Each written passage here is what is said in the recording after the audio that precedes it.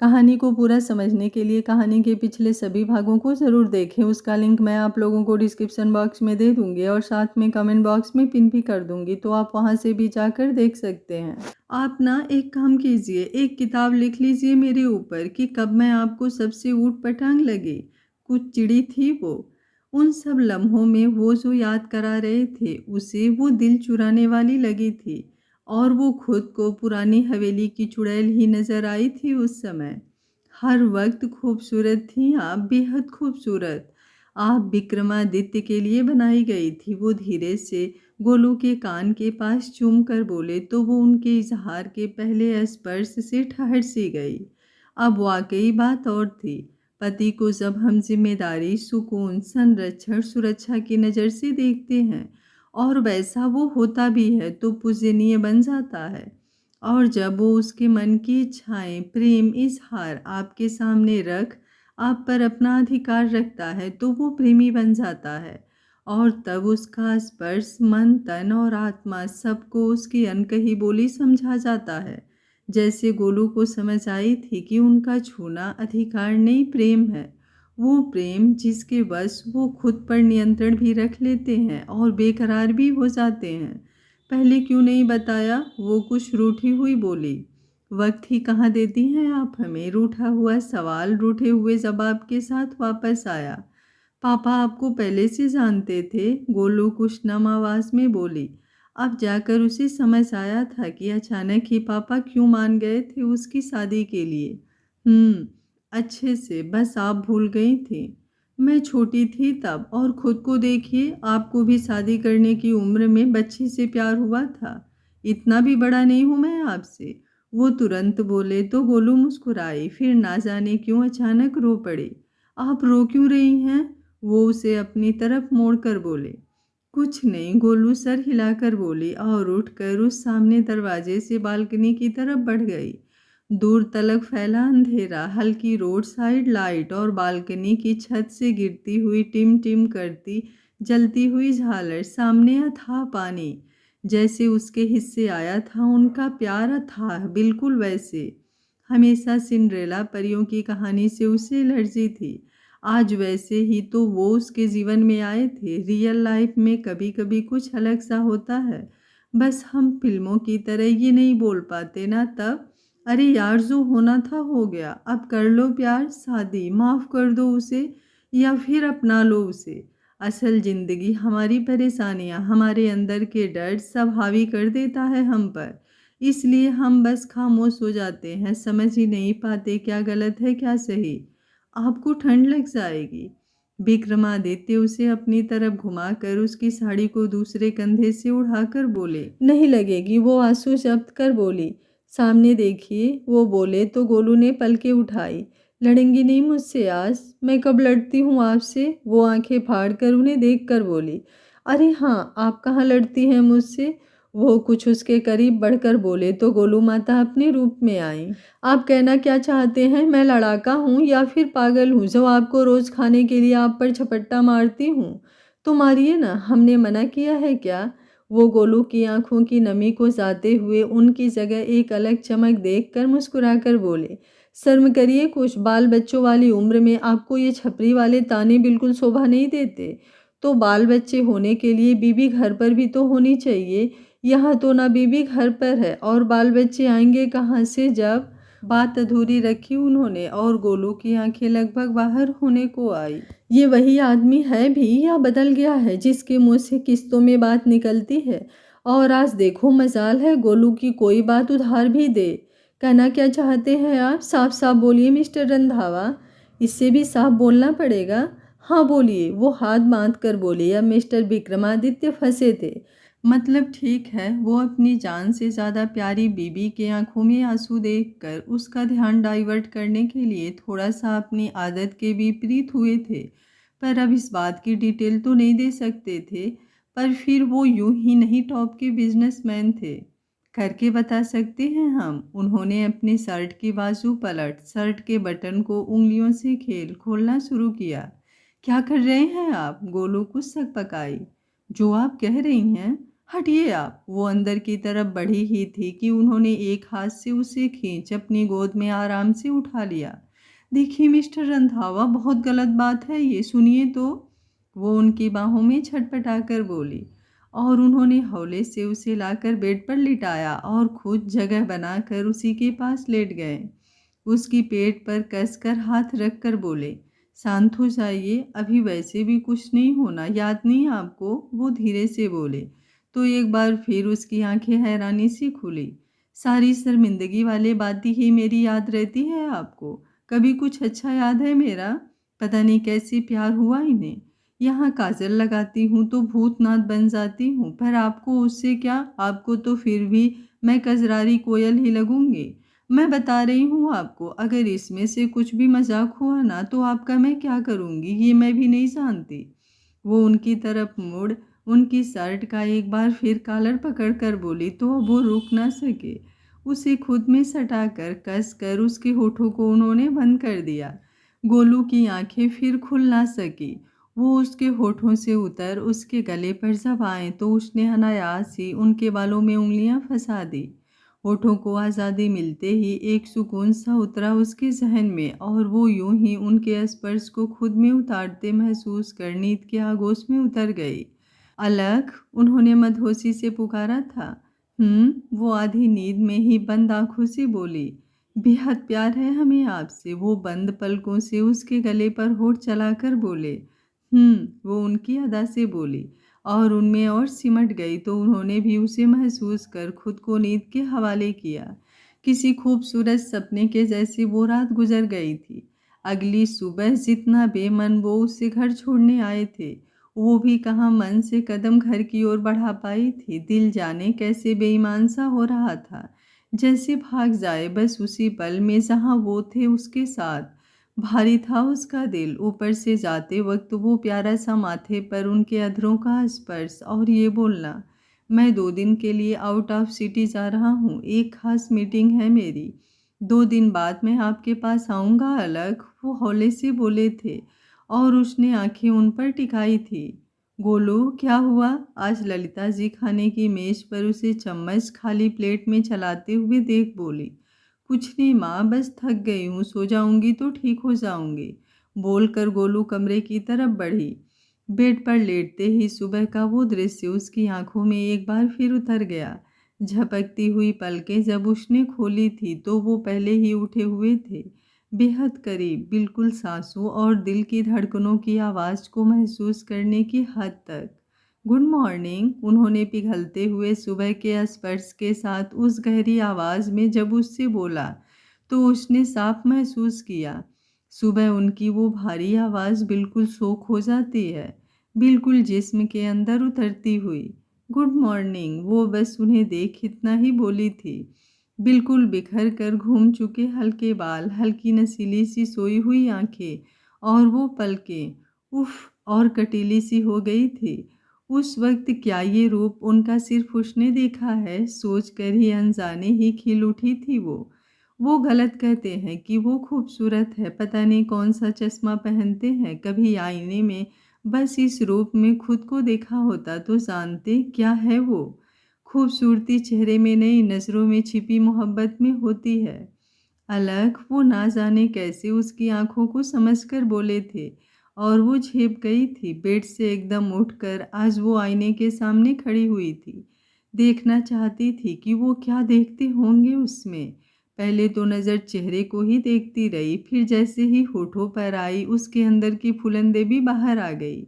ये आदमी मेरा दिमाग और हड्डियाँ, उसके साथ बॉडी के सारे अंग, सारे एक दिन का बोरी में भरने वाला कर देगा। कुछ सही होता ही नहीं है इनसे मिलने के बाद। वो होठों की लालिमा, फिर सूट में छिपे हुए कंधे के निशान और कमर के दर्द को याद कर चादर मुंह तक तान लेट चुकी थी। उसके बाद जब नींद खुली तो शाम फैल चुकी थी और नीचे से जोर जोर की आवाज़ें आ रही थी, मतलब उसके दोनों कमीने फ्रेंड्स और मम्मी के डोली फ्रेंड्स आ चुके थे। वो झट से कुछ याद कर नीचे आई, मुंह पहाड़ और बाल झाड़ किए हुए। उसने सबसे पहले उन दोनों को उठाया और साथ में लेकर बाहर आई। क्या है यार, आजकल हम दोनों जब भी आते हैं तेरा गुस्सा हमारे लिए नाक पर रहता है। कर्म ही तुम लोगों के ऐसे हैं कर्मकांडियों, सच बताओ, इसलिए कल तुम दोनों उस पार्टी में इनवाइट करने के बावजूद भी मुफ्त का खाना ठूसने इसलिए नहीं आए क्योंकि तुम दोनों मिस्टर रंधावा के साथ शामिल थे। तभी मैं सोचूं, इतने शरीफ तो तुम दोनों हो नहीं कि फ्री का ठूसना छोड़ दो। ज़्यादा ओवर मत बोल, कोला खाने में हमसे ज़्यादा तो तेरा ट्रैक रिकॉर्ड खराब है। जितना शगुन देती है ना शादियों में, उसका पाई पाई खाकर वसूलती है। समीर पलटकर हाथ चलाकर बोला, पहली बात, ये मोहल्ले की आंटियों की तरह हाथ चला चला कर लड़ना बंद कर, और दूसरी बात, पॉइंट से कोई नहीं हिलेगा। गोलू धमकी देकर बोली। मैंने कुछ नहीं किया, सब नोनू की गलती है। समीर तुरंत बचाव कर बोला, मैंने क्या किया? और अगर सच ही बताना है तो पूरा बताओ ना। चुप, एकदम चुप। कैसी गर्लफ्रेंड हो तुम? अपने बॉयफ्रेंड की इतनी भी नहीं लगती। समीर उसका मुंह बंद कर बोला, नहीं, वो भी बेशर्मी से बोली। और तुम गोलू, पति है वो तुम्हारे, एक रात रुक गई तो क्या पति के साथ तो सारी उम्र रहना पड़ता है? पति परमेश्वर होता है। नोनू अचानक मम्मियों की तरह बोली तो गोलू और समीर ने उसे हाथ बांध मुंह खोल देखा। अच्छा, पति परमेश्वर और होने वाला पति वो क्या होता है? समीर वैसे ही खड़े रहकर बोला, वो मुझे नहीं पता। वैसे गोलू, क्या क्या हुआ था कल? सवाल ऐसा हुआ कि गोलू ने आंखें गोल गोल घुमाई और उन दोनों आंखों ही आंखों में इसे इशारा कर इसे पकड़ लिया। किस हुई या उससे भी आगे? दोनों के सवाल एक साथ गूंजे। ही प्रपोज में। क्या? कैसे? फिर तूने क्या कहा? सवाल पर सवाल हुए और गोलू ने उन दोनों को भारी भारी घूरा। वो मुझे पहले से ही जानते थे। क्या? एक बार फिर वो दोनों चिल्लाए। तुम दोनों ये टीवी सीरियल टाइप रिएक्शन देना बंद करो, वरना कुछ नहीं बताऊंगी मैं तुम दोनों को। अच्छा अच्छा, सॉरी, अब बता आगे क्या हुआ? उसने गहरी सांस ली और बोलना शुरू किया। वो दोनों उसकी छड्डी बड्डी थे। उनसे कुछ कहकर उसका दिल शांत हो जाया करता था। कल से एक गिल्ट, एक चक्रव्यूह में फंसी थी वो, जिससे अब वो निकलना चाहती थी। तो गोलू, प्रॉब्लम क्या है? चली जाओ उनके पास, प्यार बहुत मुश्किल से मिलता है गोलू। समीर कुछ गंभीर हुआ। हाँ गोलू, रियलिटी में प्रिंसेस कोई नहीं होता, ये बात बिल्कुल मानती हूँ मैं तुम्हारी। पर जिस बात में हम अपना ख्याल रख सकते हैं, फिर भी कोई उस बात का ख्याल करे। आजकल उससे बड़ी बात और क्या होगी? अब भूल जाओ गोलू, वो पति हैं तुम्हारे, कब तक दूर रहोगी उनसे? हम जानते हैं अंकल की मौत की वजह तुम कहीं ना कहीं इस रिश्ते को जुड़ने को ही मानती हो, पर वजह को भले ही ना भूलो, पर उन्हें अपनाने की कोशिश करो गोलू। तुम वो पैसे जहाज़ात कुछ ना लो उनसे, पर उन्हें अधिकार तो दो खुद पर। एक बार कहो तो कि हाँ, मानती हो कि वो तुम्हारे पति हैं। नोनू बेहद प्यार से बोली तो गोलू की आंखें झिलमिला उठी। कर तो रही हूँ कोशिश, वो रूधे गले से बोली। क्या कहा? जोर से बोलो जरा। समीर कुछ हंसकर उसकी बात सुनकर बोला, कर तो रही हूँ कोशिश, और क्या, अभी जाकर सुहागरात मना लूं तभी मानोगे तुम लोग? गोलू चिल्लाकर बोली। तो अब तक दरवाजे पर आकर खड़ी हुई तीनों डोली फ्रेंड्स एकदम धूम तनाना करती हुई एकदम गरबा खेलने लगी। और फिर क्या? गोलू का दिमाग फटने की हद तक खराब हुआ जब सामने उन तीनों के साथ वो दोनों चंगू मंगू भी गरबा कर रहे थे, अपना गाना बनाकर। कोई मायके को भेजो संदेश, पिया का घर प्यारा लगे, बन्ना लेकर राजा मोटर कार, संग ले जा अपने संग, मोहे बाबुल के घर अब नहीं रहना, भाभी आए काजल लगाए, नेक भी मांगे, ओ बन्ना दे जा मोटा नेक, फिर ले जा मुझको संग, मोहे बाबुल के घर अब नहीं रहना, बन्नी पुकारे बन्ना आजा, सोने के कंगना पहना जा। ऐसे गाने गाए जा रहे थे और उसकी मम्मी और सीता गीता के साथ समीर चुन्नी ओढ़कर नाच रहा था। गोलू को पहले तो उन गानों से दौरे पड़ने शुरू हुए, फिर रही बची कसर वो सीता आंटी का अपनी 1 बीघा में फैली कमर को एक जगह हिलाकर एक अलग ही डांस दिखाकर पूरी हुई। नाचो और नाचो, घंटा नहीं जाऊंगी कहीं। अभी सिर्फ सोच रही थी कि ठीक है, चलो कर लेती हूँ आपकी खुशी के लिए, पर ऐसे नाच गा कर ना आपने मेरा फैसला बदल दिया। मतलब कल को अगर मैं घर से जाऊंगी तो आप सब तो रोड पर ये नाच दिखाकर मेरी नाखी कटवा देंगे, और तुम आंटी नंबर 1 की गोविंदा, शर्म करो कुछ, पक्की अम्मा बनते जा रहे हो तुम। गोलू समीर के सर से वो चुन्नू खींच कर बोली। और सीता आंटी, कितनी बार कहा आपसे ये चाट बतासे मत खाया करो, इतना कमर फैल रही है आपकी। तभी मैं सोचूं उस दिन आप तीनों एक साथ देखकर कोई ऑटो वाला ऑटो क्यों नहीं रोक रहा था। मजाक मत कर, आजकल तो मैं डाइटिंग पर हूँ, सीता आंटी हाफते हुए दरवाजे पर बैठकर बोली। हाँ पता है, समीर तुरंत बोला हंसकर। गोलू ने उन सबको देखकर एक गहरी सांस ली और घर के अंदर चली गई। उसके पीछे से बाकी सब भी जल्दी जल्दी अंदर गए ताकि पता कर सके कि कहीं उसने फैसला बदल तो नहीं दिया। पूरा दिन गोलू का दिमाग उसकी माँ और उनकी डोली दोस्तों से पक चुका था, तो वो उठी और सीधा बैग उठाकर बाहर निकल गई। जो संडे उसका फेवरेट हुआ करता था, आज उसी संडे को शिद्दत से उसे ऑफिस की याद आ रही थी। ऊपर से आज और दिन के मुकाबले उसने अपना फ़ोन कई बार चेक किया था। सुबह से शाम हो गई थी, एक फ़ोन नहीं किया था उन्होंने। अनजाने ही आज उसने उस स्कूटी उस तरफ मोड़ दी जहाँ उस दिन वो उसे लेकर गए थे। ढलती हुई शाम के साए में वही हल्की रोशनी से नहाया हुआ घर जहाँ वो उसे अपना घर कहकर लेकर आए थे, और उसने कदम अंदर बढ़ा ही नहीं पाए थे। पर आज बात कुछ और लगी थी उसे। मोहब्बत का पहला कदम यही होता है, जब हम जान जाएं कि जिसका दिल ही हमारा है, फिर उसके बाद उसकी हर बात जानने की अलग ही ख्वाहिश रहती है। वो तो कब से उस रास्ते पर थे और वो बस आज कदम बढ़ा रही थी। उसने सोचा शायद वो नहीं है तो कोई नहीं होगा, पर सामने से आ रहे एक अधेड़ उम्र के आदमी की नज़र उस पर पड़ी तो वो उसके पास ही बढ़ने लगा। गुड इवनिंग मैम, वो सर झुकाकर बोला तो गोलू को हैरानी हुई। आप मुझे जानते हैं? जी बिल्कुल, आप मिसेस रंधावा हैं, यहाँ सारे सर्वेंट ये जानते हैं। मैं मनोज हूँ, यहाँ का हेड शेफ। जब सर यहाँ नहीं होते तो इस टाइम घर के मंदिर का दिया जलाने आता हूँ मैं। आप अंदर चलिए मैम, यहाँ बहुत ठंड है, मैं अभी क्वार्टर से किसी फीमेल सर्वेंट को बुला लेता हूँ। नहीं आप परेशान ना हो, मैं ठीक हूँ, आप जाइए, मुझे किसी बात की ज़रूरत नहीं है, वो कुछ धीमी सी आवाज़ में बोली। जैसा आप कहें मैम, बोल उसने धीरे से, फिर ग्रीट किया और वापस जाने के लिए मुड़ गया। यही उनकी ट्रेनिंग थी, ज़्यादा क्रॉस सवाल जवाब वो नहीं करते थे। सुनिए, गोलू ने आवाज़ दी। यस मैम, मुझे अंदर जाना है, वो हिम्मत से बोली। वही खुशबू, वही गर्माहट। उस बड़े से रूम में आने के बाद एक पल को ये एहसास हुआ जैसे वो उनके साथ ही तो है। दीवारों पर बेहद लाइट कलर, हल्के ब्लू एंड वाइट पर्दे, बड़ी सी दीवार सी बालकनी की तरफ जाती हुई एक कांच की दीवार जिससे आर पार साफ दिखाई देता था। सामने बेहद खूबसूरत राउंड बेड, बड़ा सा, बिल्कुल उनके वजूद को समेटने वाला, जिस पर लगी हुई हल्की ग्रीन रेशमी सी चादर, उसके ऊपर लगी उसकी सिर्फ उसकी बड़ी सी तस्वीर। उसे याद था ये सूट, इतने कपड़े लेती ही कहाँ है वो जो उसे याद ना रहे। पीला सूट, वाइट सलवार और वाइट और पीले फूलों वाली चुन्नी, खिलखिलाकर हंसते हुए किसी रोड साइड बेंच पर बैठे हुए। याद है उसे ऑफिस के बाद समीर और नोनू के साथ प्रिंस मोमोज वाले के पास लगी हुई बेंच है। इतनी साधारण सी जगह, साधारण से कपड़े और तस्वीर इतनी खूबसूरत। नज़र वहाँ से हटकर सीधा ड्रेसिंग की तरफ मुड़ी जिसके साइड दीवार पर लगी उनकी शादी की फ़ोटो। वो चुनरी की साड़ी और कन्यादान के समय उनके हाथों में उसका हाथ देते उसके पापा। आंखें बरस पड़ी थी उसकी ये देखकर। एक बाप जब भरोसा करता है दिल से किसी पर कि उसके साथ उसकी बेटी खुश रहेगी हमेशा के लिए, तब वो सुकून आता है जो चेहरे पर वो दिखाई दिया था इस फोटो में उसके पापा के। ऐसे ही तो ना गोलू उनके लिए सब छोड़ने के लिए तैयार बैठी है। उसके पापा है ही सबसे अच्छे, वाकई उसके लिए सब अच्छा ही तो सोचा था उन्होंने। अनगिनत छोटे छोटे फ्रेम रेक्टेंगल शेप में सजे हुए थे उसी के पास, सब बहुत सुंदर था उस कमरे में।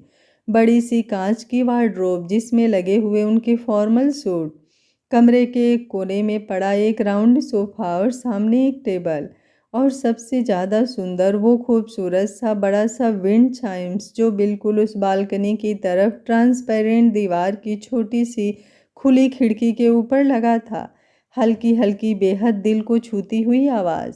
देख पा रही थी वो साफ, बिल्कुल साफ, कि वो यहाँ नहीं होकर भी उनमें समाई हुई थी। जहाँ जहाँ उस कमरे में वो थे, वहाँ वहाँ पूरे हक से वो उनके साथ थी। जैसे सामने की दीवार पर उसकी तस्वीर, खिड़की पर लगा हुआ वो विंड चाइम्स और ड्रेसिंग के कोने पर रखी हुई उसकी सिंगल खूबसूरत शादी के फुल मेकअप के साथ फ़ोटो। जैसे बताना चाहती हो कि ये उसकी जगह है जो उसके इंतज़ार में है। कहीं अकेले नहीं थे वो तस्वीर में। उसने हौले से आगे बढ़ सब कुछ पीछे छोड़ सिर्फ उन्हें उस शादी वाली तस्वीर में छुआ। कितना निराला रूप उतरा था उन पर। उसे देखते ही उनकी वो लंबी पलकें जैसे थम सी गई थी उस तस्वीर में। दिल धड़क उठा था गोलू का। मोहब्बत का वो धीमा सा गर्म एहसास उसके रगों को महका गया। आंखें अनजाने ही छलक पड़ी उसकी। क्या वो इतनी अच्छी लगती है उन्हें? और क्यों? कुछ खास तो नहीं है उसमें, सब कुछ तो बस आम है। नादान थी वो, और उसका दिल आजकल किसी के दिल में उतरने के लिए खास तो सभी बनते हैं, पर पता है दिल चुराने की सबसे बड़ी अदा क्या है? आप जो हो बस वही रहें। आप दिल में किसी के यूं उतर जाएंगे और इस कदर उतर जाएंगे कि उसकी मोहब्बत आपके वजूद को खुद अपने में ढाल लेगी। उसने धीरे से आगे बढ़कर वो बालकनी का कांच का स्लाइड डोर खोला। सुकून उतरा था उसकी आंखों में। एक बार फिर हरी घास जैसी बेहद नर्म कारपेट, सामने कई रंगों के खिले हुए फूलों वाली बेलें और बिल्कुल धीमी लगती हुई हवा। वो वहीं पड़े काउच पर बैठ गई। हमारे डर में ही हमारे जवाब छिपे होते हैं। बस उनसे भागने की नहीं, उनका सामना करने की ज़रूरत है। आज समझ आया था उसे कि क्यों उन्होंने कभी उसके साथ ज़बरदस्ती नहीं की। ऐसे ही नहीं, वो बिजनेस टाइकून माने जाते थे।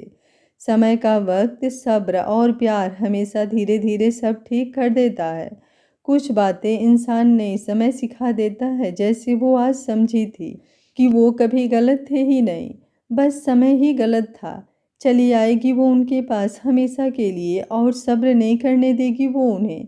मन छटपटा उठा उसका, जैसे वो मिल जाए तो अभी बोल दे कि हाँ वो रहेगी उनके साथ हमेशा, बस हमेशा। अपनी ड्रेसिंग की तस्वीर के पास उसने एक छोटी सी चिट्ठी उनके नाम लिखी हुई रख दी।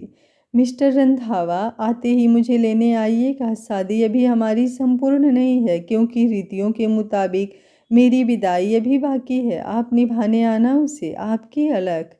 वो जब घर वापस आई तो माहौल एकदम शांत था। कुछ अजीब लगा उसे। घर से निकलती हुई सीता आंटी भी कुछ परेशान सी थी। अंदर बढ़ उसने नोनू को देखा तो तुरंत उसके पास आई। कुछ हुआ है नोनू? इतना सन्नाटा क्यों है? वो हल्की मुस्कान से बोली।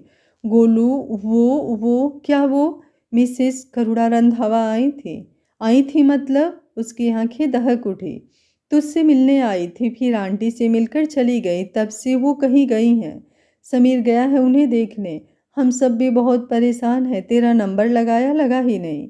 क्या कहकर गई थी वो औरत मेरी माँ से? वो झकझोर कर पूछने लगी नोनू से। पता नहीं गोलू, तब हम में से कोई नहीं था उनके पास। हमने बस जब यहाँ आए तो पड़ोस वाली आंटी ने हमें बताया कि तुम्हारी सास आई थी। उसके बाद आंटी कहाँ गई किसी को नहीं पता। गोलू का दिमाग खराब हो उठा। वो भागती हुई घर से बाहर आई। तब तक समीर वापस आता हुआ दिखाई दिया। माँ कहाँ है समीर? उसने तुरंत उसे पकड़कर पूछा। कहीं पता नहीं चला गोलू, मैं हर जगह गया था। फिर जो पीली कोठी वाले गुप्ता जी हैं ना, उन्होंने बताया कि वो उनसे किसी अच्छे वकील का पता पूछ रही थी। मैं तहसील भी गया था, पर वहाँ अब सब बंद है, वो बोला। और गोलू का दिल किसी अनजाने डर से बैठने लगा।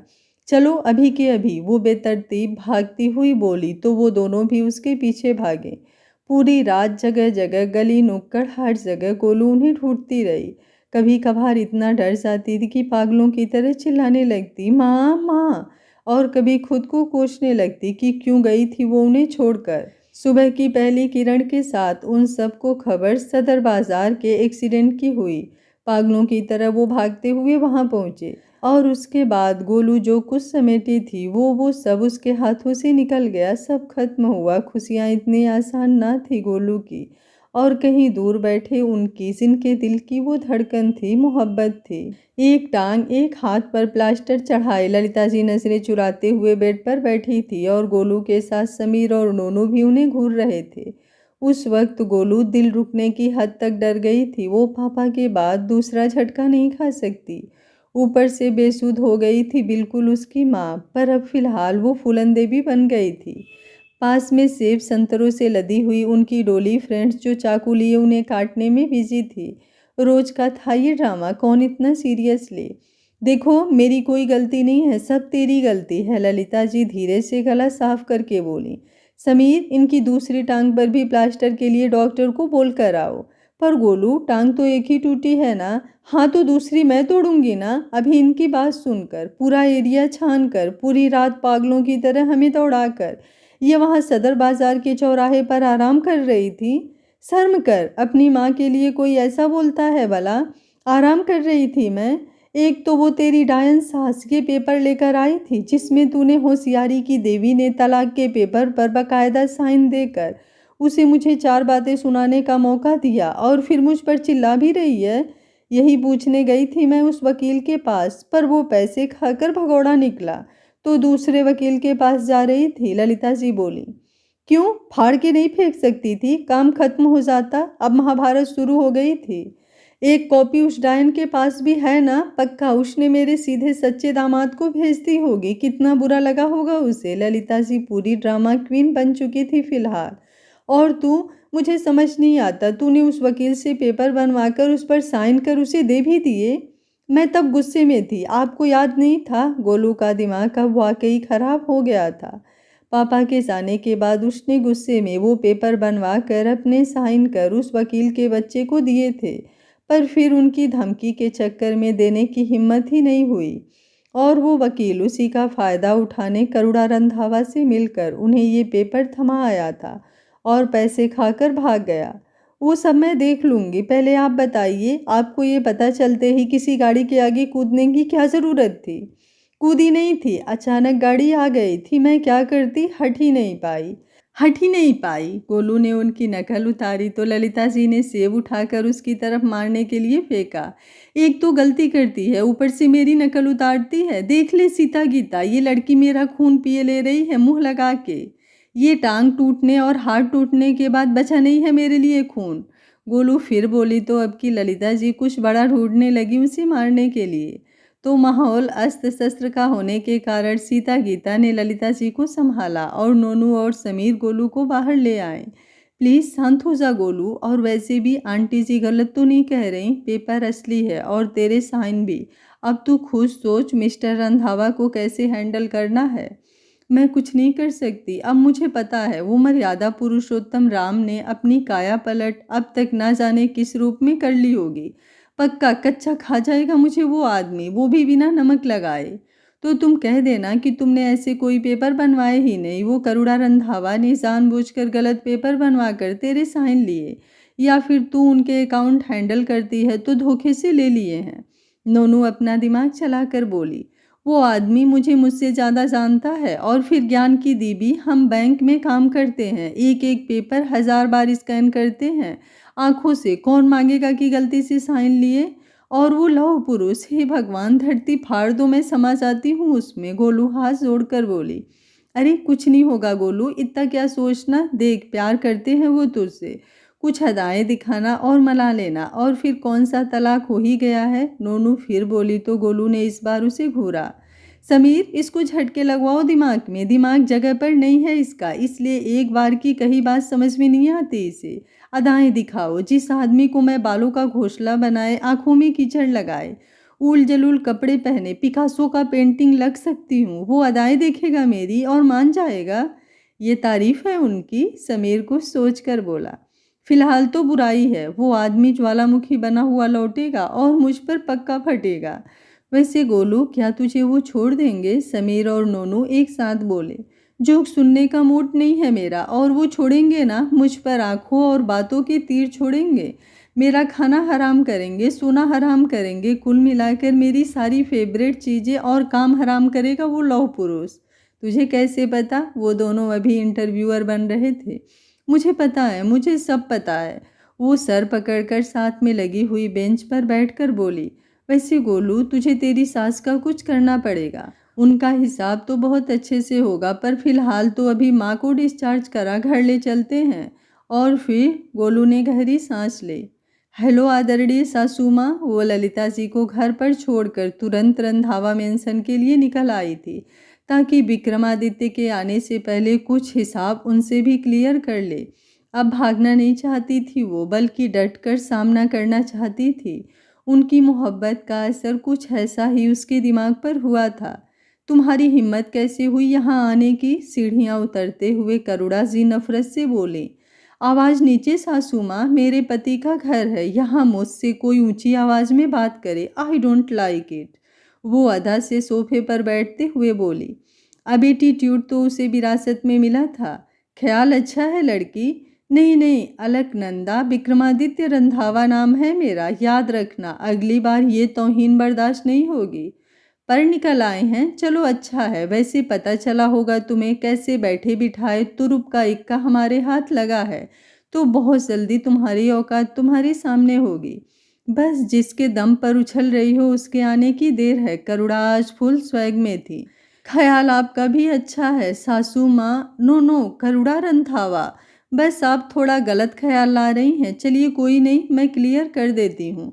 पति हैं वो मेरे, आपके कमर में लटका हुआ छल्ला नहीं, जो पिछली बार था अब की नहीं है।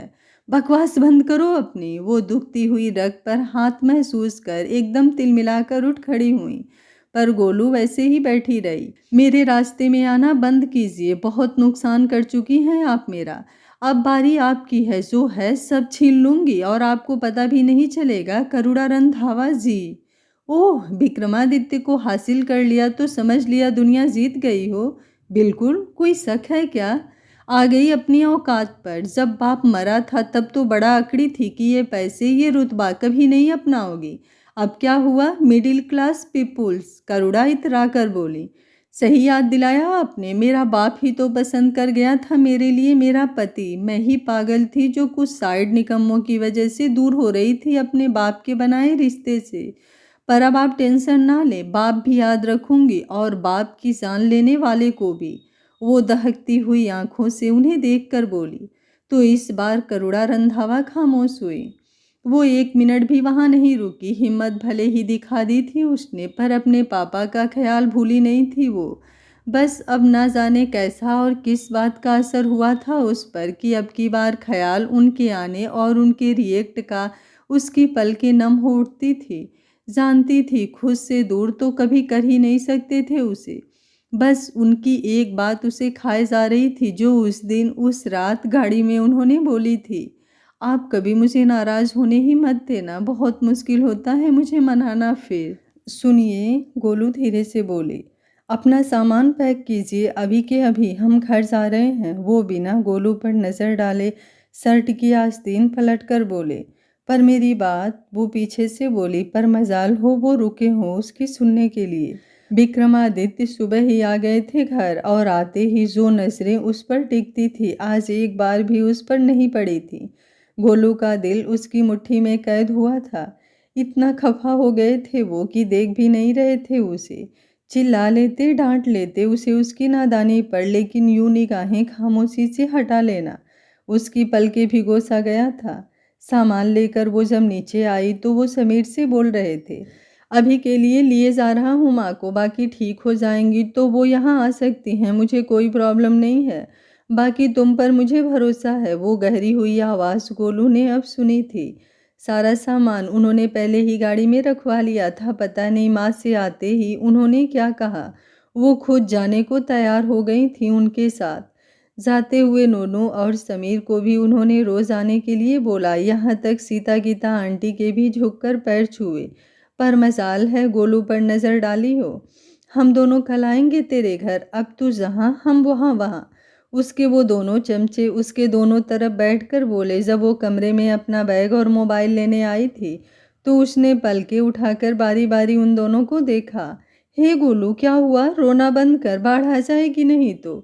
समीर तुरंत बोला, ये आदमी मुझे पागल कर देगा, मुझे बचा लो तुम दोनों। वो एकदम धारा प्रवाह रोते हुए बोली, दुष्ट नालायक, कम से कम आज तो हमारे लिए रोती हद है। जा भी रही है उनके साथ और रो भी उनके लिए ही रही है। नोनू सिकवा कर बोली, तूने देखा, मैंने कहा था ये आदमी मेरा जीना हराम कर देगा। देख लो, मुझे टॉर्चर करने के लिए साथ लेकर जा रहे हैं मुझे। अच्छा, मारेंगे तुझे क्या? समीर फिर अम्मा बना। कुछ अच्छा मत सोचना मेरे लिए कमीने। वो रोना बंद कर उसके बाल पकड़ उसका सर गोल गोल घुमाकर बोली। तो वो दोनों एक साथ शुरू हुए। फिलहाल सबको बाय बोल वो दोनों वहाँ से चले आए थे। उसके बाद उन्होंने उसके लिए कुछ नहीं छोड़ा था जिसमें एक बात भी उन्हें गोलू से पूछनी पड़ी हो। मतलब होमवर्क करके चले थे ना? ललिता जी को रूम के साथ उन्होंने एक नर्स अलॉट करवा दी थी। उनकी दवाई जानने के लिए भी उन्हें गोलू का मुंह देखना नहीं पड़ा। सिंह के साथ ललिता जी के ट्रीटमेंट वाले डॉक्टर उनके आने से पहले ही घर पर ही थे। सब क्लियर कर उन्होंने ललिता जी को खुद दवाई दी। फिर नर्स को सब समझाकर गोलू का सामान उठाकर अपने रूम की तरफ बढ़ गए। सामान ही रख लो, मेरा क्या काम है फिर? वो खुद में ही बोली। पता नहीं उन्होंने सुना कि नहीं, पर वो रुके नहीं। अब इतना इशारा गोलू के लिए काफ़ी था कि वो रहेगी उनके कमरे में ही। गोलू जब रूम में आई तो वो अभी शर्ट पैंट के बाहर किए हुए बालकनी में खड़े हुए किसी से बात कर रहे थे। गोलू ने ध्यान से उन्हें देखा, खुद हिम्मत कर आगे बढ़ी। कल का पार्ट बहुत ही ज़्यादा प्यारा और इंटरेस्टिंग होने वाला है। क्या गोलू अपने रूठे हुए पिया को मना पाएगी या फिर होगी उनके गुस्से का शिकार? आप लोगों को क्या लगता है? चलो मैं आप लोगों को कुछ हिंट दे देती हूँ। कल का part mister and Mrs Vikramaditya Alaknanda Randhawa के नाम पर होगा, तो देखना आप लोग बिल्कुल मत भूलिएगा। अब कल का पार्ट इतना ज़्यादा खूबसूरत होने वाला है तो कुछ खूबसूरत कमेंट तो बनते हैं। आप लोग बहुत ही अच्छा प्यारा प्यारा और थोड़ा बड़ा कमेंट कीजिएगा। Thank you for watching. मिलते हैं कहानी के अगले भाग में, तब तक स्वस्थ रहिए, मस्त रहिए, अपना ख्याल रखते रहिए।